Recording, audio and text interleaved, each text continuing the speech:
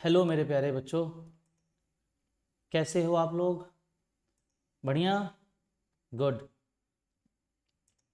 बच्चों, बहुत सारे बच्चे जो हैं आप लोग में से ये कह रहे हैं कि सर प्लीज़ बोर्ड पे पढ़ाइए। बच्चों, थोड़ी दिक्कत है।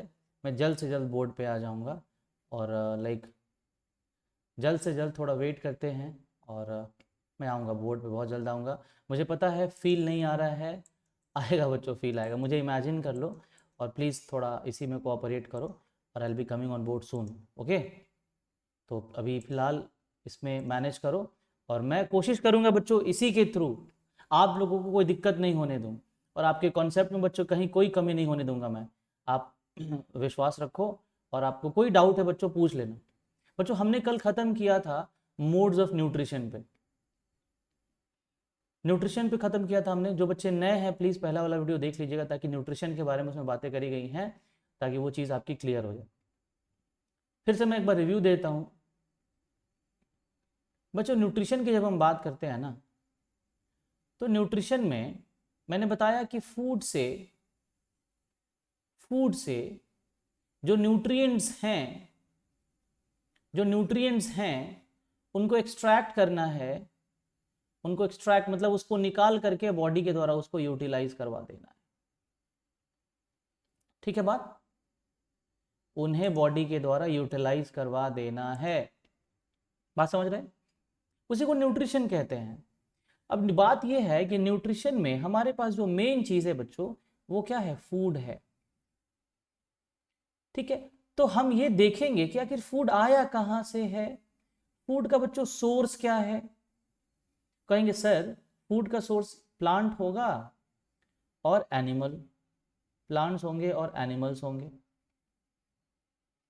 ठीक है, प्लांट्स और एनिमल्स होंगे बच्चों फूड के सोर्सेस। लेकिन फिर भी अगर मेनली कहोगे, मेन फूड जो है वो कहां से आता है? अब इसको मैं आपको एक डायग्राम से समझाता हूं या फिर एक इक्वेशन से समझाता हूं। बच्चों, इमेजिन करिए कि एक ग्रास होपर है। ग्रास होपर समझते हो ना? टिड्डा, राम जी का सूगा। ग्रास होपर को बच्चों फ्रॉग खा जाता है। फूड चेन में यही होता है बच्चों। फ्रॉग को बच्चों स्नेक खा जा रहा है। स्नेक को खाने के लिए ऊपर एक ईगल पड़ा हुआ है, एक पिकॉक पड़ा हुआ है ना? यहां पे खत्म होता है। अब आप ये बताइए ग्रास ऊपर क्या खाता है? ग्रास ऊपर बच्चों ग्रास खाता है। मैं ये बताना चाहता हूं कि जो फूड है वो मेन किसके पास था? ग्रास के पास वो फूड था। ग्रास के पास वो फूड था। अब वही फूड बच्चों इस ईगल तक भी जाएगा।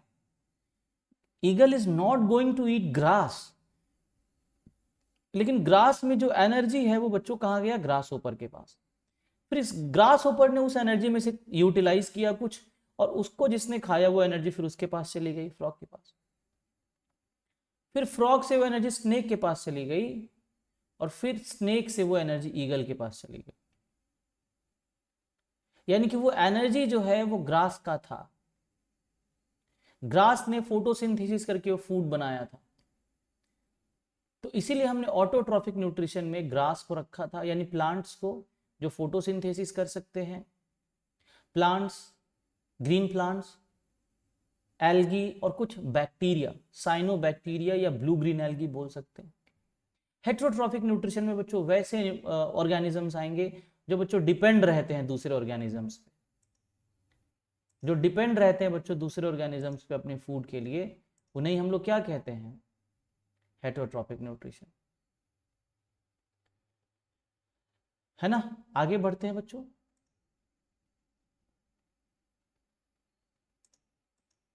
देखिए, कहता है मोड ऑफ न्यूट्रिशन, पहले नंबर पे autotrophic nutrition.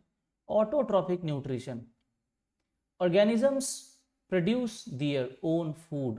Example, plants, algae, cyanobacteria. मैं इसको डिकोड कर दूं, जरा समझा दूं आप लोगों को। देखिए, सबसे पहले आप यूं समझिए, ऑटो एक वर्ड होता है ग्रीक में, इसका मतलब होता है बच्चों सेल्फ। सेल्फ मतलब क्या होता है बच्चों? खुद। और ट्रोफोज एक वर्ड होता है, या ट्रोप्स कह लीजिए, इसका मतलब होता है नरिशमेंट। नरिशमेंट का मतलब बस इतना ही होता है बच्चों कि जो फूड हम कंज्यूम कर रहे हैं वो फूड बॉडी को यूटिलाइज हो रहा है। वो फूड क्या हो रहा है बच्चों, बॉडी को यूटिलाइज हो रहा है। ठीक है, तो वैसे ऑर्गेनिजम्स जो सेल्फ फूड यूटिलाइज कर रहे हैं, इसका क्या मतलब है, यानी फूड भी वो खुद ही बना रहे हैं और उसका नरिशमेंट भी खुद ही कर रहे हैं। इसका मतलब क्या है, इसको ऐसे समझिए। मैंने पिछले एग्जाम्पल में आपको बताया था कि जैसे ग्रास ऊपर है, उसी तरह से आप डियर को इमेजिन करो। डियर बच्चों ग्रास खा रहा है, तो वो फूड ग्रास ने बनाया कैसे है, ग्रास ने किसी दूसरे एनिमल को नहीं खाया है। Grass does not eat other animals. Grass ने फूड को बनाया है इनऑर्गेनिक मटेरियल से, इनऑर्गेनिक जिसके पास कभी लाइफ नहीं था या लाइफ नहीं है। H2O, CO2 से उसने फूड बनाया है। इसको मिला करके बच्चों उसने क्या बना दिया है, ग्लूकोज बना दिया है। बच्चों यही ग्लूकोज तो सारे ऑर्गेनिज्म का मेन फूड का सोर्स है। तो ये ग्लूकोज बनाया गया है प्लांट्स के द्वारा, ऑटोट्रॉप्स के द्वारा बनाया गया है, प्रिपेयर किया गया है, खुद उन्होंने बनाया है, वो किसी से लिए नहीं है।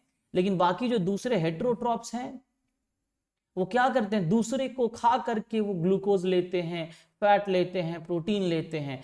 हमारा बॉडी खुद ग्लूकोज नहीं बना सकता है, बस इसीलिए इन्हें ऑटोट्रॉफ कहते हैं। खुद बनाने का मतलब है वो फूड को खुद सेल्फ प्रिपेयर करते हैं और खुद उसका यूटिलाइजेशन भी करते हैं। दैट इज वाई, इसीलिए उन्हें ऑटोट्रॉप्स और इस मोड को ऑटोट्रॉफिक न्यूट्रिशन कहते हैं। यानी कि आप इसको ऐसे अब समझ लिए। अब डेफिनेशन कैसे क्रिएट कर सकते हैं, the mode of nutrition in which organisms can prepare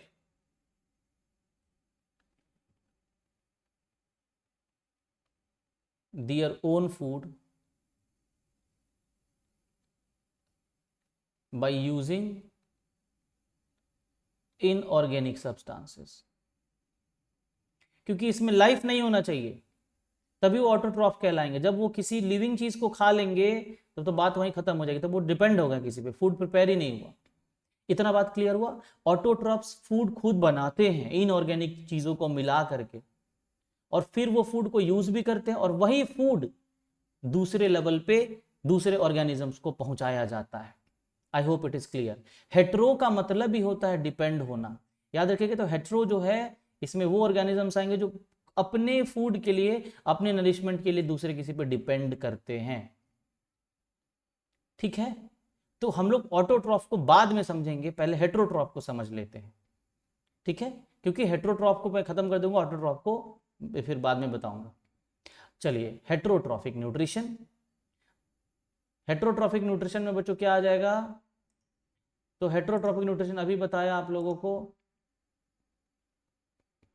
the term heterotroph means different और अदर, यानी कि ये ग्रीक वर्ड से डराइव हुआ है। हेट्रोस, ग्रीक वाले, ग्रीक बहुत पुराना लैंग्वेज है, ग्रीस में यूज होता था। उसका मतलब वो लोग क्या कहते थे, उसका मतलब जो है वो लोग कहते थे डिफरेंट या अदर, अदर वाला कॉन्सेप्ट लेके चलिए आप।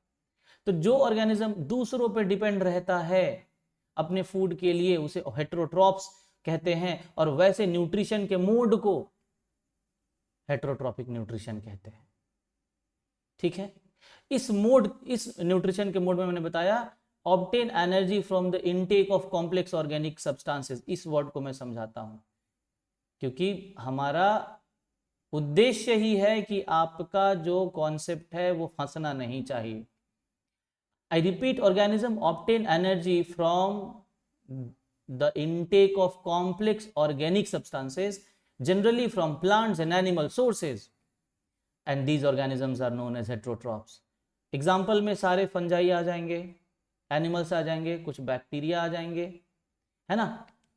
चलिए अब समझिए, मैं आपको इसको एक अलग स्लाइड पे समझा देता हूं। देखिए, एक वर्ड वहां पे क्या मिलता है बच्चों हम लोगों को, कॉम्प्लेक्स ऑर्गेनिक सब्सटेंसेस।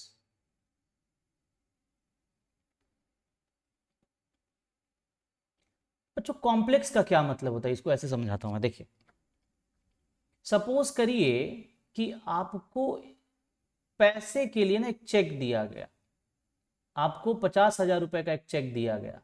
ये पैसा नहीं है, ये चेक है। पैसा इसमें है, इसको बैंक में जा करके इसको क्या करवाना पड़ेगा, इसका चेक करवाना पड़ेगा, इसको भजाना पड़ेगा, तब जा करके आपको कैश मिलेगा। कैश का यूटिलाइजेशन होगा, चेक का नहीं होगा।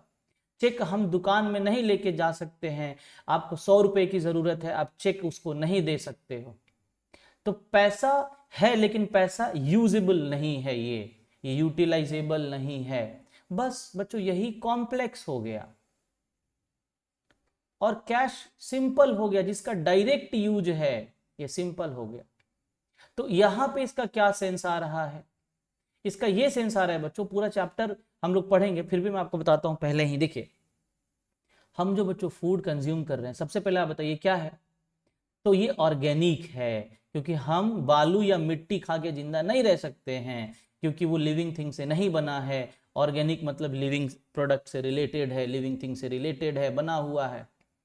तो ऑर्गेनिक है और कॉम्प्लेक्स है। क्यों है? तो जो हम फूड खा रहे हैं सबसे पहले वो ऑर्गेनिक है। दूसरी चीज ये कॉम्प्लेक्स क्यों है ये बच्चों, ये कॉम्प्लेक्स क्यों है?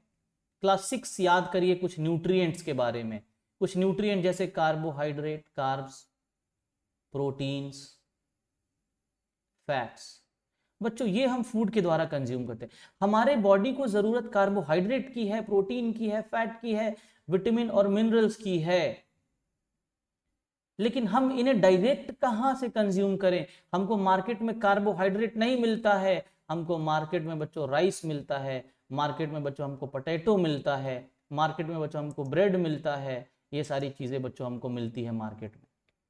तो यही तो कॉम्प्लेक्स फॉर्म है, यही तो कॉम्प्लेक्स फॉर्म है, यही तो कॉम्प्लेक्स फॉर्म है। प्रोटीन के लिए बच्चों हमको दाल मिलता है, दूध मिलता है, पनीर मिलता है, प्रोटीन तो नहीं मिलता है ना। तो दाल के अंदर प्रोटीन है, बॉडी में जाएगा, दाल टूटेगा, डाइजेशन होगा इसका। डाइजेशन का मतलब ये टूटेगा, तब जाकर के इसमें से प्रोटीन बनेगा, प्रोटीन से अमाइनो एसिड अलग होगा। तो अमाइनो एसिड हमारा सबसे सिंपलेस्ट फॉर्म हो गया। तो बस कॉम्प्लेक्स ऑर्गेनिक सब्सटेंसेस का मतलब है कि हम जो फूड कंज्यूम कर रहे हैं वो कॉम्प्लेक्स है, यानी कि वो फूड जब तक वो फूड के फॉर्म में है वो यूज नहीं कर सकते।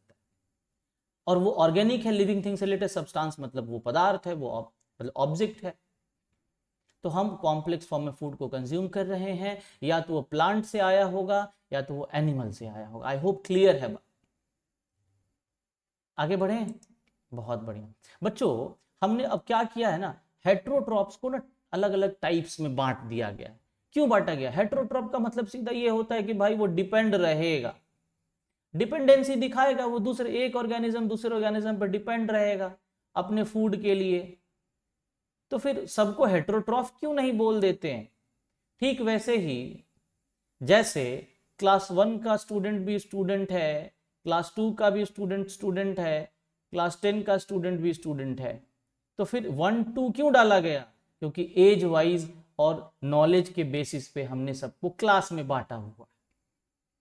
उसी तरह से कुछ चेंजेस देखने को मिलेंगे। ये देखने को मिलेंगे कि कुछ ऑर्गेनिजम्स होते हैं वो प्लांट्स खा रहे हैं, कुछ ऑर्गेनिजम्स हैं वो प्लांट खाने वाले एनिमल को खा रहे हैं, कुछ दोनों को खा रहे हैं, कुछ सड़ा के चीज़ों को यूज़ कर रहे हैं, कुछ अपने होस्ट अपने दूसरे साथी के साथ हमेशा लगे हुए हैं, और कुछ दोनों एक दूसरे को फायदा पहुंचा रहे हैं। तो इस बेसिस पे हमने जो है, यानी कि उनका अपने होस्ट के साथ क्या संबंध है, उस बेसिस पे हमने हेटेरोट्रॉप्स में जो भी ऑर्गेनिजम्स आते हैं उनको अलग अलग बेसिस पे बच्चों हमने बांटा है।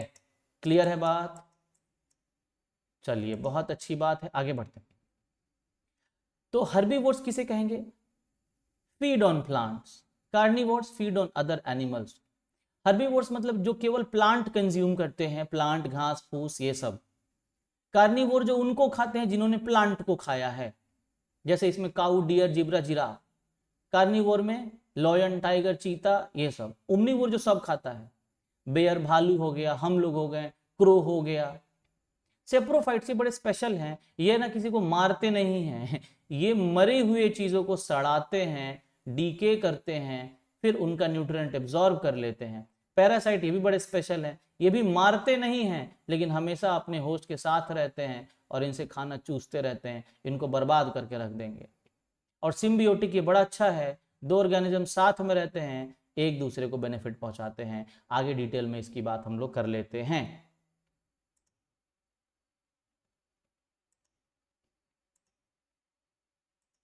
चलिए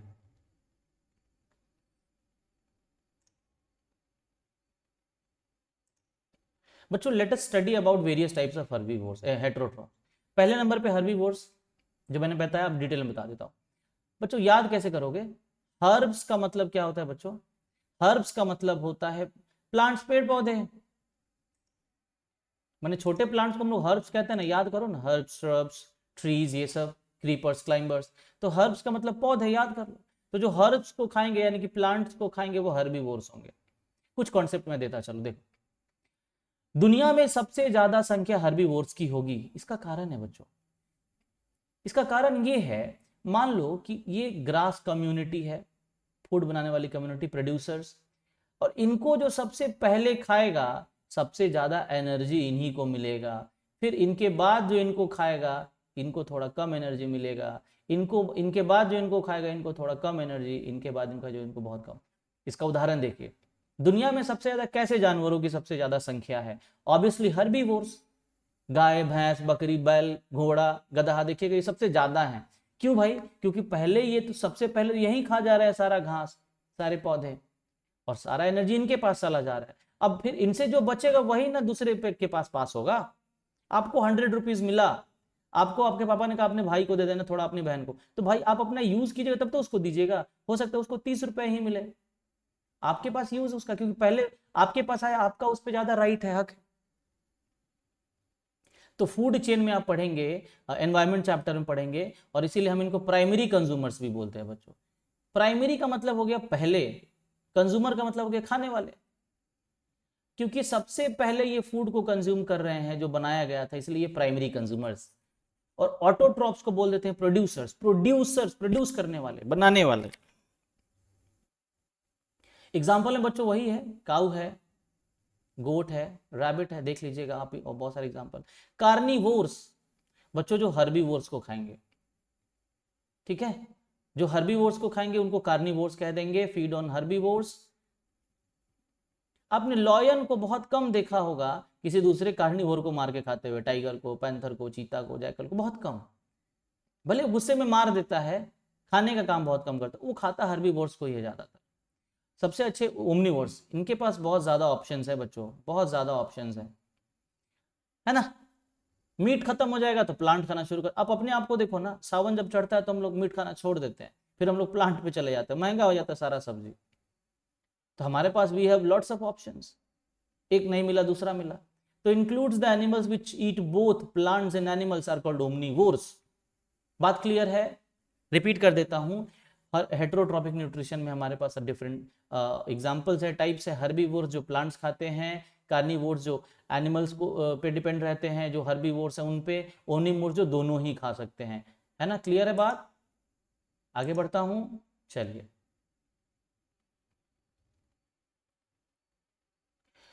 पैरासाइट बहुत इंपॉर्टेंट है बच्चों, एग्जामिनेशन पॉइंट ऑफ व्यू से ये पूछ देता है, मोस्ट इंपॉर्टेंट। मैं बताता चलूंगा आपको कौन इंपॉर्टेंट है और कौन कम इंपॉर्टेंट। इंपॉर्टेंट तो सारे होते हैं लेकिन कम ज्यादा मैं बताता चलूंगा बच्चों। पैरासाइट, पैरासिटिक न्यूट्रिशन को देख लीजिए, पैरासिटिक न्यूट्रिशन में ये चला आएगा। इसमें होता क्या है कि एक ऑर्गेनिज्म होता है बच्चों, एक ऑर्गेनिज्म होता है, और वो होता है बच्चों होस्ट, उसको बोलते हैं होस्ट। और इस पे दूसरा ऑर्गेनिज्म डिपेंड रहेगा, उसको आप बोल देंगे, उसको आप क्या बोल देंगे बच्चों? उसको बोल देंगे आप पैरासाइट। पीए लिख देता। अब आप एक बात बताइए, होस्ट का मतलब क्या होता है? मेजबान। जैसे आपके घर पे कोई आया, आप उसको क्या बोलते हैं? गेस्ट बोलते हैं, गेस्ट बोलते हैं मेहमान। आप एक बात बताइए, खिलाना किसको पड़ता है? गेस्ट को कि होस्ट को? ऑब्वियसली होस्ट बेचारा खिलाते खिलाते परेशान। गेस्ट क्या है? एक तरह का पैरासाइट है कि नहीं है? गेस्ट क्या एक तरह का पैरासाइट। अब ज्यादा दिन कोई गेस्ट रहता है तो हम लोग उब जाते हैं, बाप रे बाप जल्दी भागो रे भाई, नहीं तो पूरा चूस जाएगा हम लोग कोई। है ना, चाहे वो कितना भी स्पेशल गेस्ट क्यों ना हो। तो नुकसान किसको होगा इसमें? होस्ट को। याद रहेगा, यानी कि होस्ट यहाँ पे क्या है?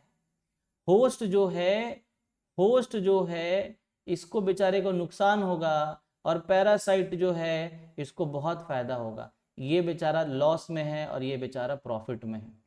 याद रखिएगा, who provides food called host, who gets food called parasite। Food जो देता है होस्ट, फूड जो ले रहा है पैरासाइट। अच्छा, इनका एक क्या है कि इनको एक अलग हेटेरोट्रॉफिक में ही क्यों नहीं रखा गया? आई मीन इनको हेटेरोट्रॉफ केवल क्यों नहीं कहा गया, नया नाम पैरासाइट क्यों दिया गया? ऐसा इसलिए क्योंकि ये हमेशा अपने होस्ट के साथ रहते हैं, होस्ट के साथ हमेशा रहते हैं। होस्ट का काम खत्म, इसका काम खत्म। जैसे मान लीजिए हम ह्यूमंस हैं, हम ह्यूमंस हैं, ऊपर लिखा जाए, रुके मैं नीचे लिखता। बच्चों मान लीजिए कि हम ह्यूमंस हैं, हमारे बॉडी में भी बच्चों कई तरह के होस्ट रहते हैं, सॉरी पैरासाइट रहते हैं। जैसे हमारे इंटेस्टाइन में, हमारे बच्चों इंटेस्टाइन में कुछ वॉर्म्स रहते हैं, रह सकते हैं, क्योंकि जो ठीक से खाना खाते हैं ध्यान से देख के उनकी बॉडी में नहीं होता होगा, लेकिन ये रह सकते हैं। अब आप बताइए, ह्यूमन मरेगा क्योंकि ये वॉर्म को खाना मिलता है, हम जो खाना खाते हैं वो इंटेस्टाइन में जाता है, उससे इसको ये खाना मिलता है। अब आप खुद इमेजिन करिए, अगर वो होस्ट में मर गया तो ये पैरासाइट कहाँ से जिंदा रहेगा? तो जब तक होस्ट तब तक पैरासाइट। कुछ एग्जाम्पल जो आपको याद रखना होगा, लीच, जोंक। आप देखिएगा, जोंक देखा होगा आपने, खून पीता है, ब्लड सक करता है, आपके बॉडी पे सट जाएगा, पता भी नहीं चलेगा कि आपके बॉडी से जुड़ा हुआ था, लगा होता है। इसके पास सकिंग ट्यूब होता है, खींच के खून पी जाएगा। इसके पास एक एंजाइम होता है बच्चों, हीरुडीन। ये एंजाइम ब्लड को जमने नहीं देता है, क्योंकि हमारा ब्लड जैसे बॉडी के बाहर आया जमना शुरू, लेकिन इस बंदे के पास ऐसा एंजाइम होता है, जब तक ये खून पिएगा तब तक ये जमने नहीं देगा, और ये एंटीसेप्टिक भी होता है। ये बात को ध्यान में रखिएगा। दूसरा एग्जाम्पल बच्चों हमारा ये पूछ देता है एग्जाम में, कैसकटा। याद रख लीजिएगा, बहुत इंपॉर्टेंट है कैसकटा। अमर बेल के नाम से भी इसको जानते हैं, एग्जाम में पूछ देता है। एक प्लांट जो पैरासाइट है, ये किसी ग्रीन ट्री पे पूरा फैला रहता है, देख सकते हो येलो येलो टाइप का रहता है, उसी से अपना फूड कंज्यूम करता है। कैसकटा या अमरबेल, याद रखिएगा, याद रहेगा आपको। मस्कीटो को ले सकते हैं, ये भी एक क्या है, मस्कीटो भी क्या है, पैरासाइट है। अच्छा, मस्कीटो में भी कौन सी मस्कीटो, जो फीमेल मस्कीटो खून पीती हैं, इसको अदरवाइज मत लेना तुम लोग लड़कियों। इनको रिप्रोडक्शन करना होता है, दे हैव टू रिप्रोड्यूस, इसलिए इनको खून पीना होता है, क्योंकि खून में न्यूट्रिएंट्स बहुत ज्यादा होता है। अब बेचारा नर जो मच्छर होता है वो तो बेचारा शाकाहारी होता है कि नहीं है? समझ गए बात? तो ये कुछ एग्जांपल्स बच्चों क्लियर कर लेना। अब आते हैं बच्चों, एक और पैरासाइट एग्जांपल पूछा हुआ है, मुझे याद, हाँ याद आ गया। एक बच्चों, एक फ्लावर होता है रेफ्लेसिया, दुनिया का सबसे बड़ा फ्लावर होता है, 1 मीटर तक बड़ा हो सकता है, इसको भी याद रख लेना, पैरासिटिक। ठीक है, ये पैरासिटिक है या फिर प्रोबायोटिक है? आई थिंक पैरासिटिक से प्रोबायोटिक। बच्चों थोड़ा कंफ्यूजन है, मैं क्लियर करता हूँ थोड़ी देर। ये पैरासिटिक है कि सप्रोफाइटिक है? तुम लोग मुझे बताओ रेफ्लेसिया के बारे में। ठीक है, ये बिगेस्ट फ्लावर है मैंने बता दिया, तुम मुझे क्लियर करके बताओ कि ये पैरासिटिक है कि सेप्रोफाइटिक है। ठीक है, अगला है बच्चों हमारा इंसेक्टिवोरस। इंसेक्टिवोरस, आखिर ये कैसे प्लांट्स हैं बच्चों? हेटेरोट्रॉफिक में इसको नहीं रखा गया, याद रखिएगा। ये बच्चों फोटोसिंथेसिस परफॉर्म कर सकते हैं, दे कैन परफॉर्म फोटोसिंथेसिस। तो फिर ये आखिर इंसेक्ट्स को क्यों मारते हैं? मैं आपको एक नए स्लाइड में समझा देता हूं इसको। देखिए देखिए होता क्या है, ध्यान से समझिएगा। बस वैसे बता तो दिया मैंने, काम खत्म, लेकिन थोड़ा सा समझिएगा इसको। देखिए, इंसेक्टिवोरस ये प्लांट्स होते हैं, एग्जाम्पल कुछ याद कर लीजिएगा, जैसे कैसकटा है ना। कैसकटा कहाँ से, कैसकटा बार बार क्यों याद आ रहा है भाई?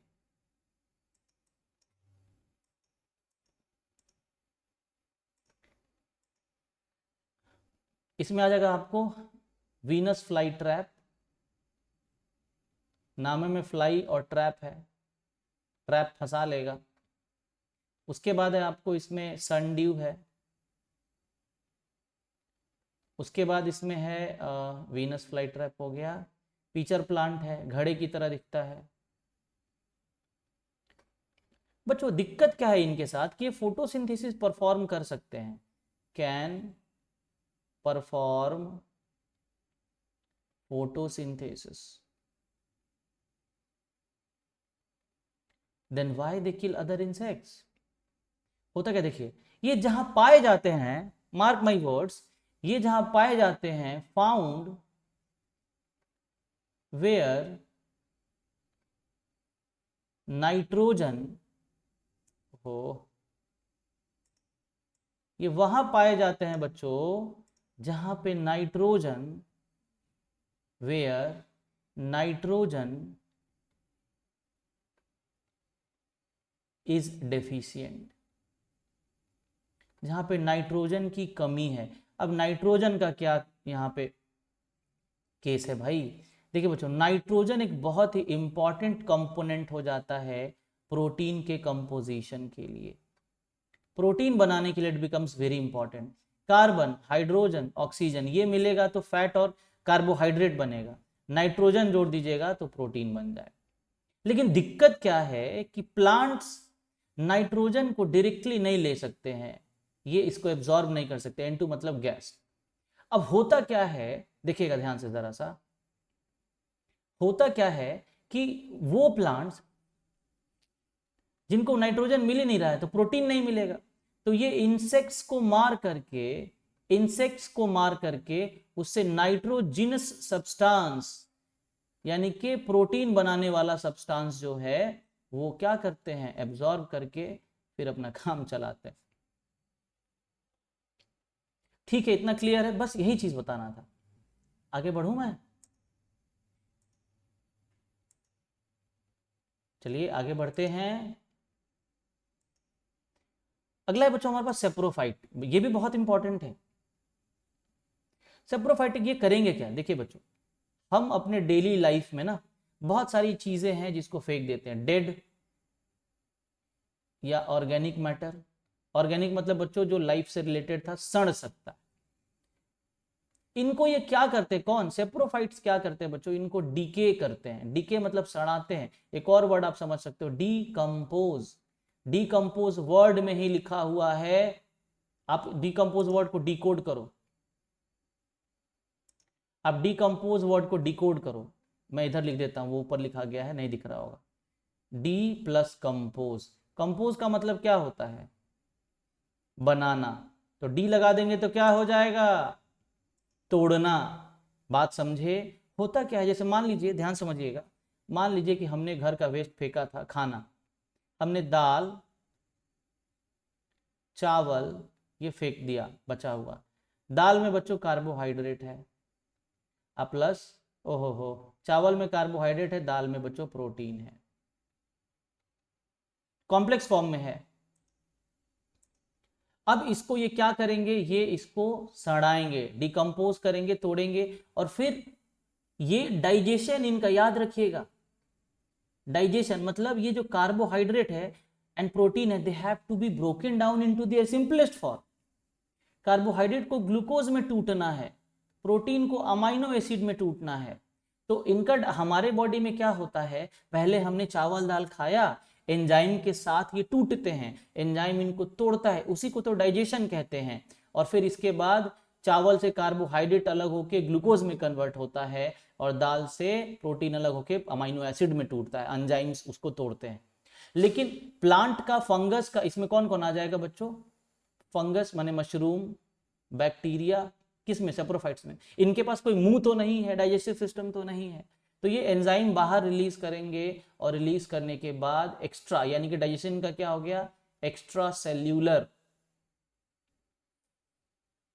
आउटसाइड द बॉडी, सेल के बाहर एंजाइम बाहर रिलीज किया है, then they absorb the nutrients. I hope it is clear. ठीक है, तो और क्या बातें याद कर सकते हो, मैं कुछ चीजें बताता चलूं। देखो मुझे लगता है कि सेप्रोफाइट्स का बहुत इंपॉर्टेंट रोल है बच्चों। आप जरा एक चीज इमेजिन करो, दुनिया में जो भी चीजें हैं वो डेड होंगी, अगर मतलब जो लिविंग प्रोडक्ट हैं, लिविंग ऑर्गेनिजम्स, अगर वो डेड होते हैं, इमेजिन करो वो डीके नहीं होते हैं, इनका डीकम्पोजिशन नहीं होता है, तो ये क्या होंगे, दे विल एक्यूमुलेट, वो जमा होने लगेंगे, और जब से धरती पे लाइफ चलते आ रहा है ये एक्यूमुलेट होके हमको लगता है कि स्पेस तक पहुंच जाते हैं। तो इनको सड़ाना जरूरी है, क्यों जरूरी है, क्योंकि वापस से जो न्यूट्रिएंट्स डेड मैटर में है वो वापस सॉइल को देना जरूरी है, और फिर इस सॉइल से प्लांट्स एब्जॉर्ब करते हैं बच्चों, और फिर वापस हमें दे देते हैं। यानी कि किसी के जिंदा रहने के लिए किसी का मरना जरूरी है। अब बताओ, इस हमें दुख होता है ना कोई मरता है तो, लेकिन कोई मरेगा नहीं तो उसके जो मैटर है, उसका जो न्यूट्रिएंट है वो एब्जॉर्ब मिट्टी में नहीं होगा, और ये काम सेप्रोफाइट्स करते हैं, वापिस उस चीज को, देखो नेचर का रूल है, नेचर का रूल है कि कोई चीज परमानेंट नहीं है, सब हम लोग रेंट पे रह रहे हैं कुछ समय के लिए, वापिस हमें रिटर्न देना है, हमें बैक करना है, ताकि दूसरे को मौका दिया जाए, और ये काम सेप्रोफाइट्स करते हैं। क्लियर है बात? आगे बढ़ूं? चलो,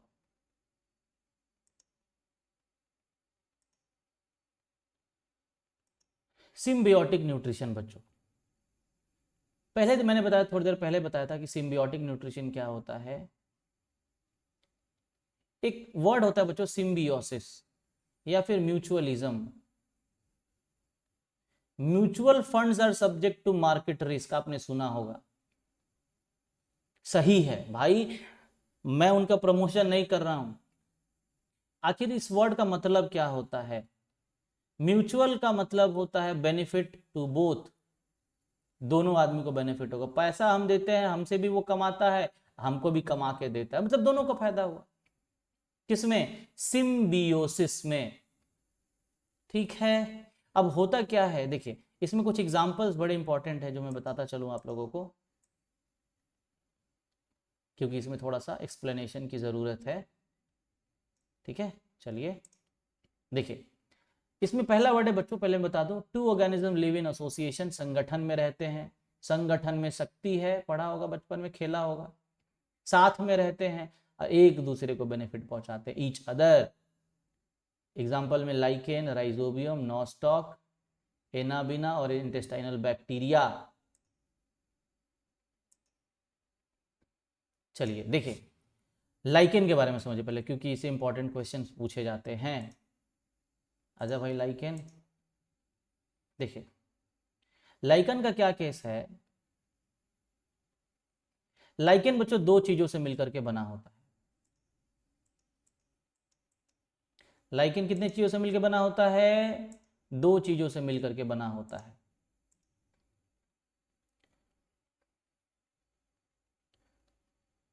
पहला है बच्चों फंगस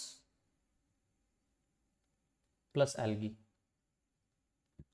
दो ऑर्गेनिजम्स हैं, फंगस है और एल्गी है, दोनों मिलेंगे तो एक नया नाम दे देंगे, क्या नाम दे देंगे? लाइकेन। दूध में चीनी चाय पत्ती मिला करके उसको आग में खौला देंगे तो चाय बन जाएगा, नया नाम दे दिया।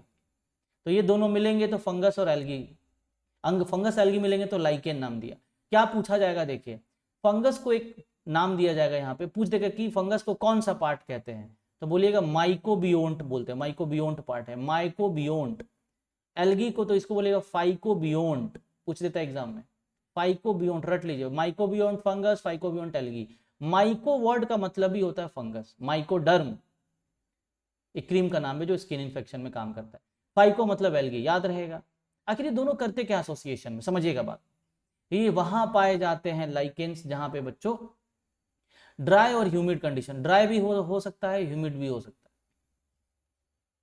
आपने केमिस्ट्री में पढ़ा होगा, ये एक बड़े अच्छे इंडिकेटर्स हैं, इंडिकेटर्स ऑफ एसिड बेस। इसका मतलब ये रंग बदल सकते हैं, और ये नेचुरल है, ऑर्गेनिक है। देखिए होता क्या है, जो फंगस है आपको पता है, अभी बताया सेप्रोफाइटिक न्यूट्रिशन करता है, यानी कि डिकम्पोज कर सकता है, डिकम्पोज करके ये फंगस डिकम्पोज करके एब्जॉर्ब कर लेता है, एब्जॉर्ब कर लेता है वाटर, वाटर और मिनरल्स, क्योंकि वहां पानी कम है, खाना कम है। तो एल्गी को जब तक वाटर मिनरल मिलेगा नहीं, वो फूड कैसे प्रिपेयर करेगा, फोटोसिंथेसिस कैसे करेगा। और इसके हेल्प से कार्बन डाइऑक्साइड तो उसको हवा से मिल ही जाएगा। पानी की कमी थी, पानी और मिनरल की कमी थी, वो फंगस से ले लिया, अब बस उसको सारी चीजें मिल गई। अब वो क्या करेगा, अब वो इन दोनों को मिला करके फूड बना देगा, ग्लूकोज। अब कहेगा, फंगस कहेगा भाई मैं तुम्हें हेल्प क्यों करूं, एल्गी कहेगा भाई तुम मुझे पानी दो, मैं तुम्हें खाना दूंगा। पानी इसने दे दिया, खाना इसने दे दिया, दोनों को फायदा हुआ कि नहीं हुआ। बस दूसरा वर्ड है बच्चों, समझ में आया बात। अब नेक्स्ट स्लाइड में राइजोबियम के बारे में बताता चलूं, क्योंकि वो बताने को तो एक सेंटेंस में बता सकता हूं, लेकिन समझिएगा बात। देखिए कुछ प्लांट्स होते हैं बच्चों, जैसे लेग्यूम्स, लेग्यूमिनस प्लांट, दाल बनाने वाले पौधे को लेग्यूम्स कहा जाता है, दाल वाले जो पौधे होते हैं। अब आपको पता है कि दाल में प्रोटीन होता है। अब देखिए पीछे वाले कॉन्सेप्ट से रिलेट करिए, प्रोटीन को क्या चाहिए बच्चों, नाइट्रोजन। नाइट्रोजन केवल नहीं ले सकता है, इसीलिए वो क्या लेगा, अमोनिया। देखिए इसमें नाइट्रोजन आ गया, नाइट्रेट, नाइट्राइट, अकेले अकेले नाइट्रोजन एब्जॉर्ब नहीं हो सकता है। अब ये चीजें क्या होती है, ammonia, nitrate, nitrite, they are soluble in water, soluble in water. बस अगर हम पानी में ये चीजें दे दें तो वो क्या कर लेंगे, वो यूटिलाइज हो जाएगा। इसीलिए बच्चों हम लोग यूरिया खाद का इस्तेमाल करते हैं, यूरिया में अमोनिया होता है, देखा होगा, ताकि उनको नाइट्रोजन मिल सके और उसे वो प्रोटीन बना सके। होता क्या है, प्रोटीन की जो जरूरत है ना इन दाल, इन पौधों के, इन पौधों को वो पूरी नहीं हो पाती है। तो जरा मान लीजिए कि एक पौधा है दाल बनाने वाला, इसकी जड़ें हैं ये, अब यहाँ पे नाइट्रोजन की कमी हो रही है, अमोनिया नाइट्रेट की कमी हो रही है, तो ये इनकी जड़ों में, इनकी जड़ों के नोड्यूल्स में ये बैक्टीरिया लगे रहते हैं। कौन से, राइजोबियम, एनाबिना, नॉस्टॉक, कुछ बैक्टीरिया भी हैं बच्चों, कुछ एल्गी भी हैं, याद रखना। राइजोबियम बैक्टीरिया है, नॉस्टॉक एनाबिना एल्गी है। अब ये क्या करेगा, ध्यान दीजिए, ये क्या करेगा, एटमॉस्फेरिक नाइट्रोजन को, एटमॉस्फेरिक नाइट्रोजन को ऑक्सीजन के साथ मिला के NO2 बना देगा, बस काम खत्म। अब ये NO2 डिजोल्व है वाटर में, यहाँ पे जो पानी है इसमें मिल जाएगा, और जड़ से ये चला जाएगा प्लांट को, दैट्स इट। तो ये बैक्टीरिया ने इसको नाइट्रोजन दे दिया, नाइट्रेट के फॉर्म में, नाइट्राइट के फॉर्म में। इसको क्या मिलेगा, शेल्टर, घर and food, that's it. Clear है बात। तो ये सिम्बियोटिक में आ जाएगा राइजोबियम। आगे बढ़ूं मैं, नॉस्टॉक के नाम ने बता दिया। इंटेस्टाइनल बैक्टीरिया, इंटेस्टाइनल बैक्टीरिया मतलब बच्चों हमारे इंटेस्टाइन में बैक्टीरिया रहते हैं, हमेशा बहुत सारे बैक्टीरिया रहते हैं बच्चों। इनका काम होता है ना कि हम लोग जो फूड कंज्यूम कर रहे हैं, वो जब फूड एब्जॉर्ब हो जाता है बॉडी में डाइजेशन के बाद, उसमें बहुत ऐसे पार्टिकल्स होते हैं जो बॉडी एब्जॉर्ब नहीं करता है, उसको बॉडी से बाहर निकालना जरूरी होता है। तो खाना हम खाते हैं सॉलिड फॉर्म में निकलता, तो पेस्ट के फॉर्म में है, तो वो पेस्ट के फॉर्म में कन्वर्ट करने का बहुत इंपॉर्टेंट रोल बैक्टीरिया का रहता है। उससे उनको क्या मिलता है, फूड मिल जाता है। अब हम लोग आते हैं बच्चों, हमारा हेटेरोट्रॉपिक न्यूट्रिशन बच्चों क्लियर हुआ।